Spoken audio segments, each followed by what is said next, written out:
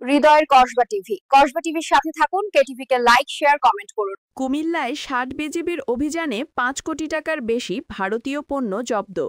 কসবা সীমান্ত এখন চোরাকারবারিদের নিরাপদ route. Kasba TV news desk নিয়ে জানাচ্ছেন আকলিমা রশিদ ঢালি। শুনছিলেন সংবাদ শিরোনাম, এখন বিস্তারিত। কসবা টিভি। কুমিল্লার বুড়িচং উপজেলার সীমান্ত এলাকায় সুলতানপুর ব্যাটালিয়ন ৬০ বিজিবির বিশেষ অভিযানে প্রায় ৫,৭০,৭১,০০০ টাকার ভারতীয় অবৈধ পণ্য জব্দ করা হয়েছে। জব্দকৃত পণ্যের মধ্যে রয়েছে ১,১৯,৯১,০০০ টাকার ভারতীয় উন্নতমানের শাড়ি ও 3 পিস এবং ৪,৫০,৮০,০০০ টাকার ভারতীয় চশমা। এর আগে কসবা ও শশীদল থেকে কয়েক কোটি টাকার অবৈধ মালামাল আটক করেছিল।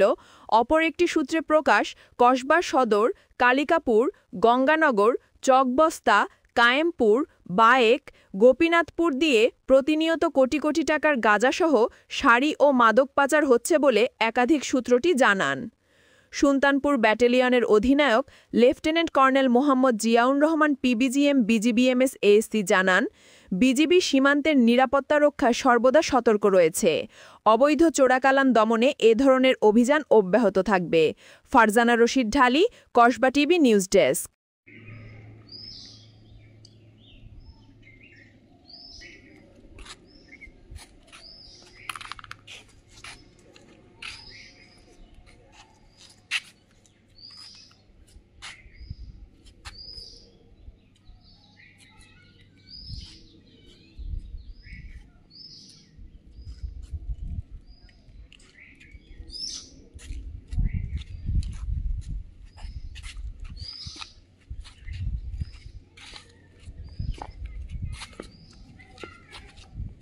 হৃদয়ের কসবা টিভির সাথে থাকুন। কেটিভি কে লাইক, শেয়ার, কমেন্ট করুন। শুনছিলেন বিস্তারিত। কসবা টিভি।